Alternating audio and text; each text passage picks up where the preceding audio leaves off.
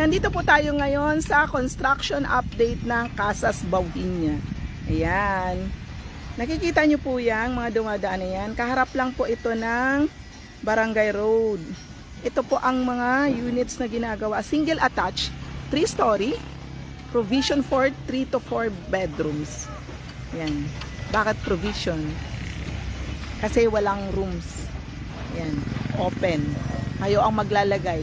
Second floor and third floor. Tatlong palapag. Ayan. Ayan po.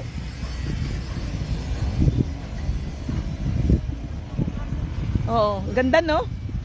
Hindi pa natin mapasok at ginagawa pa. Ito po ang area.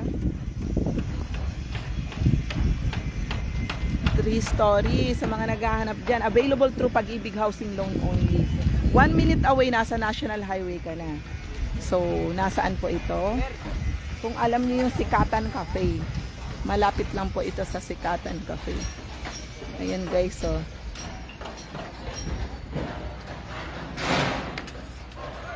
Ay! Bawal. Sige po.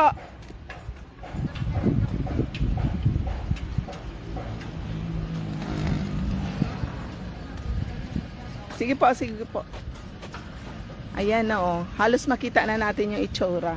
Ito yung magiging model unit ano? Ayan. Sana matapos na para ano. Yan po ang magiging model unit. Bawal pa tayo pumasok at ginagawa. Oo. Oo, baka may bumagsak. Ang laki oh, corner oh. Ang laki ng lote ng ano. Yan yung block 1 lot 1 eh. Anong block yan? Block 1 lot 1. Ang laki ng... Oo, ang laki ng lote. Ayan guys, so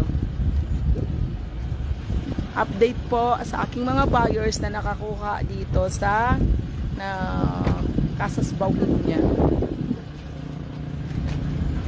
Dapat sa buyer ko yan.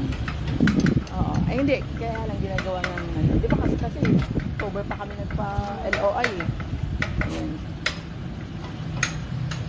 Yan nga ang gagawing model unit. Huli na siya ibebenta.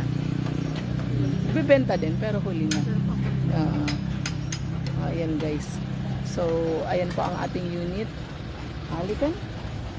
So, ayan kaharap lang nga ng Barangay Road. Kasama yung ng property yung kabila. Oh, katapat.